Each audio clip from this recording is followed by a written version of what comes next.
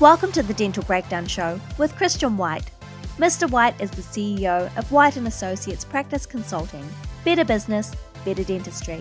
This podcast strives to help break down the current and everyday issues within the dental industry. In each podcast, we discuss a topic on dentistry with respected industry professionals, dentists, and other relevant special guests. Our goal is to help provide you valuable insights for your dental practice. We thank you for listening today. From the dental chair to the beach chair, wherever you are listening, sit back, relax, and enjoy the Dental Breakdown Show. Now take it away, Christian. Let's introduce our guest to the podcast today, Dr. Patrick Cassidy. Welcome. Thank you for being a guest on the Dental Breakdown Show today. My pleasure. Looking forward to it. Well, all our listeners are looking forward to it as well because you've got a lot of great information to share and I cannot wait. So I'm excited. So let's get to our first question. Dr. Cassidy, why don't you tell all of our listeners a little bit about yourself? Well, I was born and raised in British Columbia. Got my dental degree from the University of British Columbia and went out to be a traveling dentist for a couple of years in the wilderness of British Columbia. It was a wonderful experience. Probably the most fun that I had in dentistry was right at the beginning of my career. Nice. Went on to become very interested in public health and providing services to those that don't have it readily available. So I joined the government of British Columbia and ran the dental extern program, the outreach program, for about 5 years, along with managing fluoridation campaigns and those types of things. And ultimately got so interested in public health that I did a master's degree in public health in North Carolina, stayed with the government for a while, and then moved back into clinical dentistry and have been in that ever since. So I've done a number of things. Yes, you have. Being a practice owner, moved to North Carolina where I met my wife, and then started to build a solo practice out into a group practice over many years. Tell me this, or ask me this question: how, out of all the things in the world that you could have been, you decided to be a dentist. How in the world did you end up in this crazy profession? As I said, I was about 12 years old, and I think I was enamored with my local dentist and the equipment and just the idea that I could do something like that was very appealing to me. My parents both worked very hard as employees for various companies. And I thought maybe if I was a dentist that I could be successful and take care of my parents and the rest of the family, build a life. Nice. All right. Those are all great reasons. Wonderful. Let's move on to our next question. This is something that I've been kind of wanting to ask you. With all the experience that you have had, and if you were to partake some words of wisdom to the younger dentists who are coming out of school or who are just entering the profession, your top 3 or 4 do's and don'ts. If you could share those with us, that'd be great. Well, first, unless you have dental or medical in your circle of life and friends and family, be careful. And upon graduation, it might be the best idea to take on an associateship or an independent contractor position to learn from others that have already achieved a level of success. Having a mentor is almost essential for somebody that's getting out of dental school and just starting out in their first few years. You need time to establish your clinical capabilities. You're going to be slow, maybe not relative to the dental students that you were with, but relative to people that have been out for 5 or 10 years, you're slow. It's going to take some time to get the skills. And rather than going into an independent practice or setting up your own practice right out of dental school, I don't care if you're top of the class, as I was, that's no gain, no guarantee of business success. Clinical expertise is not always a path to business success. And we all want to have that success in our business and be able to take care of our families. So be careful, find a mentor, and learn. Do seek leadership training. That's something that is not taught in dental school. Sure. Learn about management, learn about personal development so that you can have a more balanced life. Those types of trainings will pay off greatly in your personal life and in your business life. You're going to be working with a lot of people. Your team is going to be critically important. As I've always said to my teams over the years, we're just in an empty, lifeless building until you guys walk in the morning, comes to life, and we start to do wonderful things to take care of our patients. And ultimately, the rapport that we establish with our team, the rapport that we establish on a personal basis with our patients is critical to the success of the business and scaling the business out. So that you need to learn. If you don't already have those skills, you need to develop those skills. And for an example, one of the things that I was very strong about was not going into an operatory unprepared. Mm-hmm. And it stuck my foot in my mouth too many times, not knowing that the patient had a crisis in their life. You walk in there and say, how's things going? And you're wondering why the patient's not being responsive. So I always insisted on meeting a dental assistant or a hygienist in the sterilization area or in the lab and say, tell me about this patient. And if they would start by saying that person has a pain on the lower left, I'd say, whoa, just a minute. Tell me about the person. Right. The person that counts. Yes, it does. It took a while to train the staff that I was very interested in personal rapport. And that, as an example, caused them to want to have the same rapport with the patient. And that's what causes people to refer to your practice. So that's one of the most important things. Mm-hmm. And I'm going to check a bit of a list here. Don't want to miss the really great stuff. And the other thing is to be grateful for the contribution of your staff. Mm-hmm. Really, really appreciate their thinking, appreciate their ideas. Yes, you're the dentist, but they're human beings. They have ideas. And if you happen to be a perfectionist, like so many dentists are, that's somewhat of a liability because by definition, they're never up to your standards. No, they're not. And you don't want them to feel like they're secondary and that they're somewhat below you. You want to raise them up. And that when there's success in the business, one of the principles that we have had over the years, my wife and I, as we built out some pretty significant entities, is crown the company, crown your staff, don't crown yourself. It's not about you being so great as a dentist as it is as much having a great team that drives the whole business. Yes, you're the leader. Yes, you're the top manager, but it's the team that really makes it for you at any level of the practice, from solo into a large group practice with multiple doctors and multiple team members. And learn about leadership and hire leaders. Because if you want to grow a practice to a very high level, you're going to need at least one or two really good leaders. And in my case, I had one fantastic leader as the group practice manager who had great judgment, could run the practice basically almost without my help on a day-to-day basis. And as it grew, that became more and more apparent. So if you have that one person who can handle a lot and handle the doctors, then you're really in a wonderful place. The Dental Breakdown Show, sponsored by White & Associates Practice Consulting. Better business, better dentistry. They are a practice management and consulting firm for dentists and other healthcare-related businesses. Their sole purpose is to implement proven strategies through online and practice visits that result in the personal and professional success of the dentist and his or her team.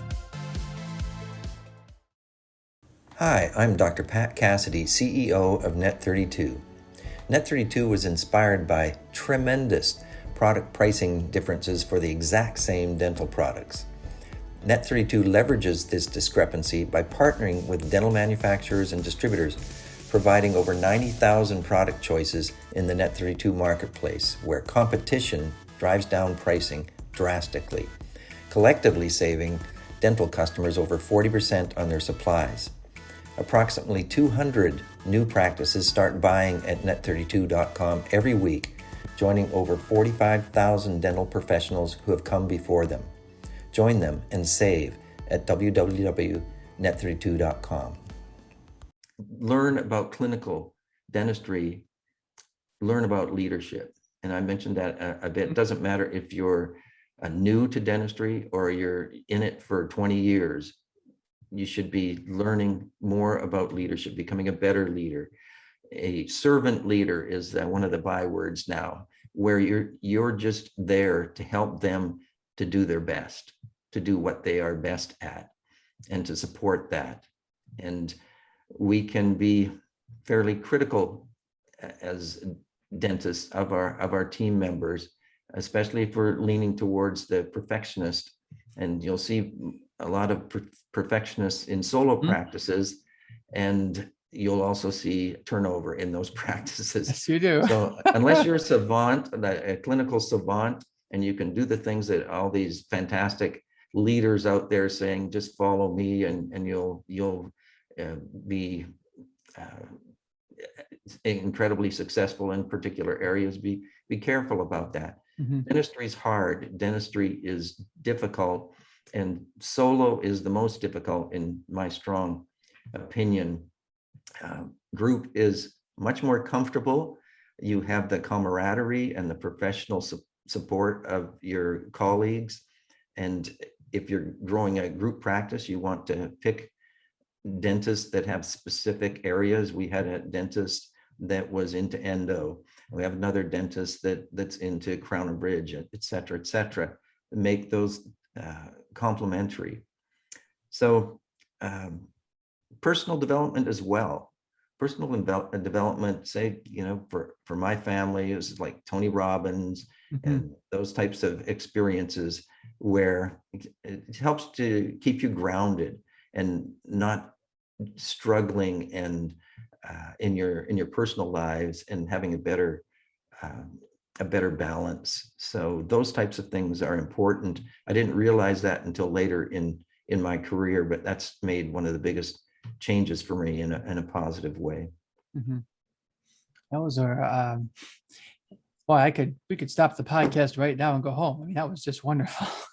Those were great. A lot of what you said, the younger dentists, they don't get any of that in school, like you mentioned, and they come out and the leadership piece is tough. Their hand speed is slower, like you made a good point to chat about. And these are all really great things to consider for younger dentists. Thank you very much for sharing that. Let's move on to the next piece. You had said that you'd moved to North Carolina. You ended up buying a practice in North Carolina, and you had a single practice, and you grew that into a group practice. Maybe talk a little bit about how you did that. Well, in relatively early years, I was pondering the idea of building out something beyond solo practice, and happened across Table Mountain seminars at that time, Rick Kushner's Lean and Mean approach, and attended some of his seminars. And that was the basis, a framework that I used to build out the group practice. And I did it in my own way. He brought in dentists and provided equity to them. I did not do that. And I preferred to bring in independent contractors and maintain the equity of the business as a whole. And I think that turned out for me to be a good decision, because not every dentist that you bring in is going to turn out. It may seem, it's like any relationship, seems good on the surface, but when you get into it, it's just maybe not happening. So that Right. gave me more latitude to actually change dentists out until I had what I wanted, which was very experienced dentists with specific interests. And ultimately, one dentist was with me over 15 years, 11 years, those types of things. And very, very talented dentist. So I chose to bring in experienced dentists rather than associates and bring them up. I wanted dentists that would hit the ground running. That may have been a little selfish on my part, but it created a situation where the mature dentists were able to deal with the staff and work with the staff at a higher level than would be an associate that's only had a couple of years of experience. And then in regard to some of the framework, the following lean and mean is, and some of these things are not going to be possible, like having a freestanding building on a busy intersection with a light. You're not going to do that in Manhattan. So being at that time in Durham, North Carolina, I was able to do that, which was one of the guidelines for Kushner's approach: freestanding building on a busy street with a street light, and put up a sign as big as the codes will allow, and away you go. Track the source of every new patient, call every lost patient. If the patient calls in and says, I want to have my records moved to a practice that's like 2 miles from you, then what do? Most dentists just turn their head and maybe make the patient wrong. That was not a good patient anyway. What we did is pick up the phone and call the patient and say, what on earth did we do to cause you to want to leave our practice? Yeah. And because I had great leaders, and one in particular, her success rate in bringing people back was about 50%. Wow. You can get these people to come back. And if they didn't come back immediately, then down the road, if they have a bad experience, you'll see them coming through the door. They need to know that they're going to be welcome. Correct. Even if they've left. So I know that's a bit of a detail, but it did help to build our practice and make maximum use of the physical plant. So we had 4,500 square feet, 10 ops, 6 doctors, 4 hygiene, and we were open 12 hours a day, 7 days a week at times. We cut back on Sundays over the years, but basically maximizing that physical plant. And of course, being open 12 hours a day makes it easy for patients to find times that are suitable. And when we started doing that, there really wasn't a lot of it. Most were working 9 to 5, maybe not working Fridays, and certainly not working Saturdays. So when I started to really get some momentum with the group practice, we used those long hours as a competitive advantage. And we were able to see, 100, 120, 140 new patients a month, where a solo practitioner in that area is maybe 20 or 30 patients. So use that physical plan. And there's a couple of things that you may not agree with that worked for us, and a free new patient exam and x-rays. Not $20, $40, $60 is what you see out there. Just make it free. And you may not be able to do that on an ongoing basis, but when you think of the lifetime value of patient, it totally made sense. And another thing is when a patient calls and they have an emergency of sorts, or they have a particular problem, a tooth missing or broken, then we would offer them, and they're tentative about coming to the practice, we would offer them a quick look-see at no charge at all. That also was very profitable over time, because once they got into the practice and saw the quality of how we cared for people, they became new patients. And I think that you need to pay your people well, pay your leaders well, pay your doctors well.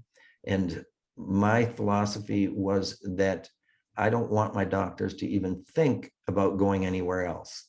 They're going to be in the top 5% of earners in dentistry, at least, and some probably higher than that. So don't be afraid to pay these great doctors very well on, and I recommend a sliding scale. You can reach out to me more for more details on this. I'll be happy to talk to anybody out there. So pay for their CE. It wasn't something that was in my independent contractor with my doctors, but it just always worked to pay for their continuing education. And they'll stay with you. You don't want to be having a turnover in your doctors. No. Because it's so upsetting to the staff. The feeling and the security of your team gets stronger and stronger as your doctors stay longer and longer. And it's the same thing with the staff and people that were with us for 15, 18 years.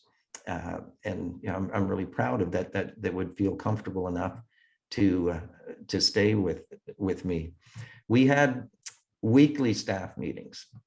And I know that sounds crazy to a lot of people, but we found that reviewing our productivity, our new patients, reading some testimonials every week, that it was really energizing to the team. And they have a lot of good ideas. I would also spend time offsite with the office manager in a quiet environment. And every week I would meet with her offsite and discuss marketing in particular and systems as well. You can't build a great group practice without great systems. And that we worked heavily on that and always trying to provide a better and better patient experience and better referral systems as we went down the road. Something that you won't hear much about is that you hear that there are bonus systems. My bonus system was very simple. It was completely arbitrary, and at the end of a month, I would look at the profitability of the business. I would talk to the office manager about the various people and their performance. And then I would pick a number only known to me of how much there was going to be in the bonus pool, and then distribute it according to the contribution of the people in the business, the staff. And that worked for over 15 years. Never had a problem with that bonus system. So it was not on a mathematical algorithm. You get this percent or that percent. It was completely arbitrary, and it allowed me some flexibility to, depending on the cash flow, to set it at a level that made sense for the business and that also rewarded the team members. Moving forward on building a group practice, what I did was to reduce my clinical hours over the years. I'd knock off a day, knock off hours. And my wife, being an accountant, she got a little worried every time I said, like, I'm just not going to work Saturdays anymore. Yes. And over the years, and it did take years, every time I backed out a little bit more, the practice became more profitable and more profitable, until towards the end of my clinical stint, which was about 6 years ago, I was working Thursday mornings. And I was there basically to participate in the weekly staff meetings. And then I think it's about 6 years ago, I went in some Thursday morning. At the end of that day, I said, well, I think I'm done with clinical. And so my staff knew before my wife did. And by that time, she knew that every time I backed out and became more of a leader than a clinical provider, that I was more powerful in building the profitability of the company. So another couple of tips here: hire slow, fire fast. We often in a panic, we'll do the opposite. The opposite. We'll hire fast and fire slow. And you can save yourself a lot of emotional issues, if you get some courage, when something doesn't feel good with a staff Yes. member, it's usually not good. It's It's not. real. Yeah. Listen to your gut. And if this person just doesn't make you feel good, then you've probably got the wrong person. So don't have that person suffer. That person is probably suffering and not feeling good as well. So give them an opportunity to thrive and do well in another environment.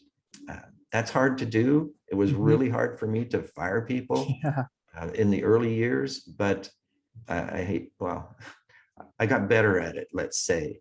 And it usually both parties gain from ending that relationship. Mhm. And the bonus tip here today is to marry an accountant. I can't tell you how nice it is to have somebody who can watch the books, watch the financial flow, and in my case, handle the finance, the overall finance in the business. Again, I guess another tip that's just occurring to me is that my wife was saying, if you can't pay it off in 3 years, we're not buying it. No matter if it's $100,000 item, we're going to pay it off in 3 years. And we stuck to that tenet through all the years of building out the practice. And that made the practice very, very profitable.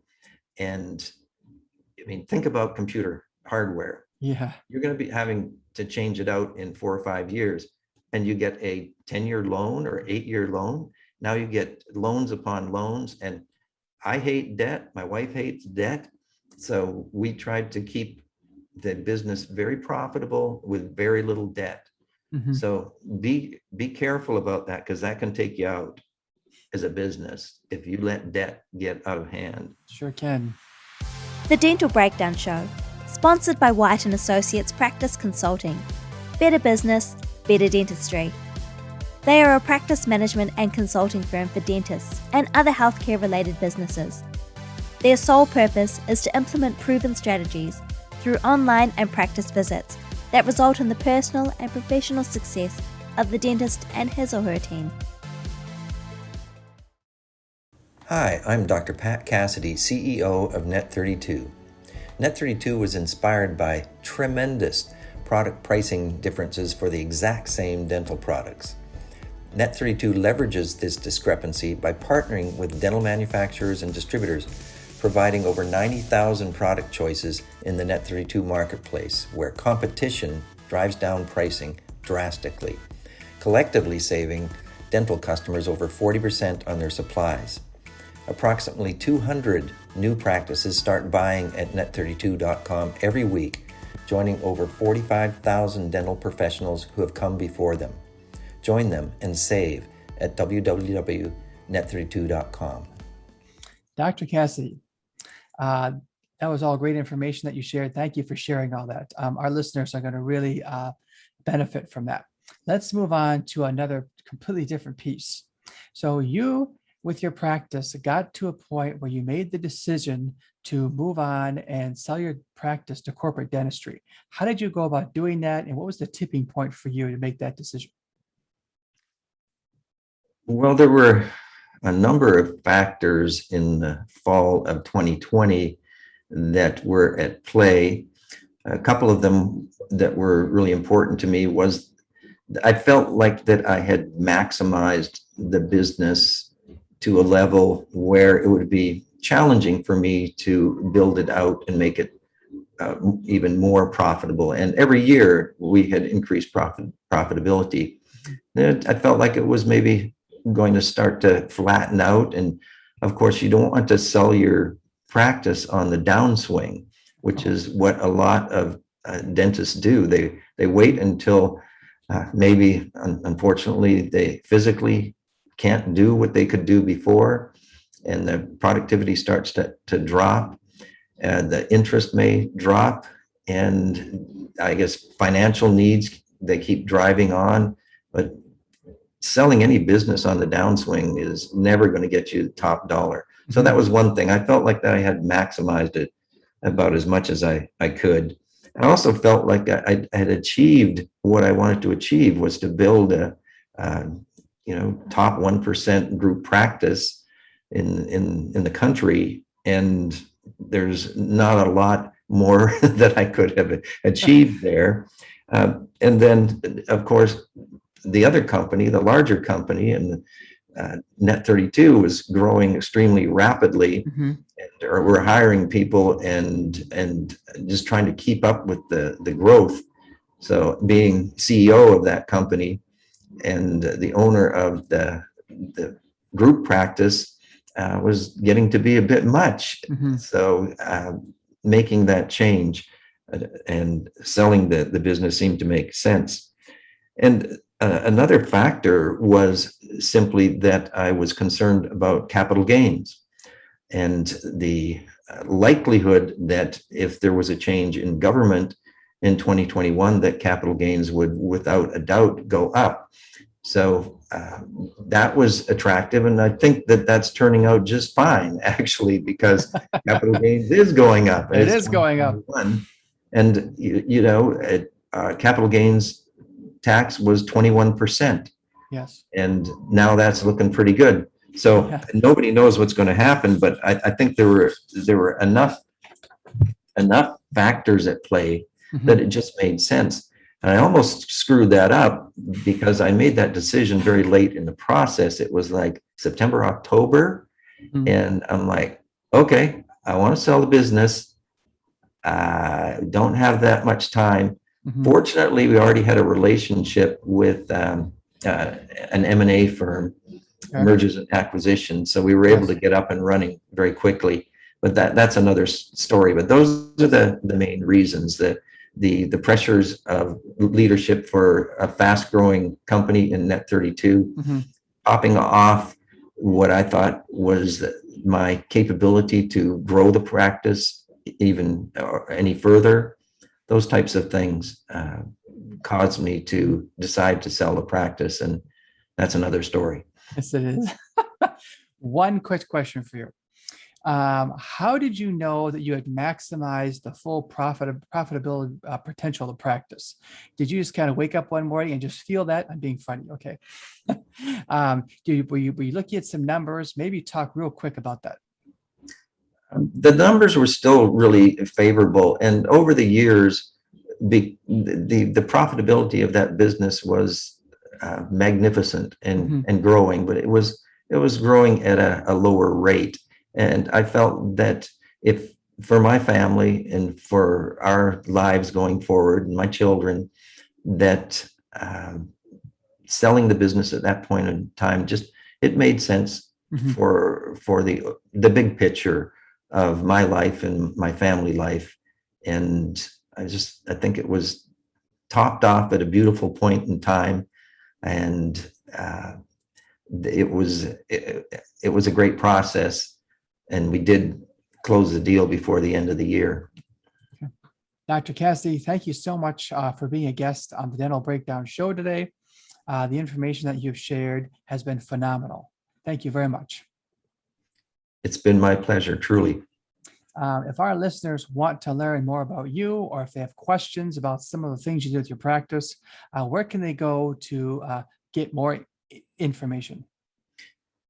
Well, they can contact me directly at pcassidy@net32.com. Thank you for listening to the Dental Breakdown Show with Christian White. If you would like more information about today's topic, have a topic suggestion, or would like to be a guest, please check out the description below. Or for more videos, podcasts, and information, please visit whitedentalconsulting.com/podcast. If you liked the podcast today, please press that like button, subscribe to our channel, and hit that notification icon to become a part of the growing Dental Breakdown Show community.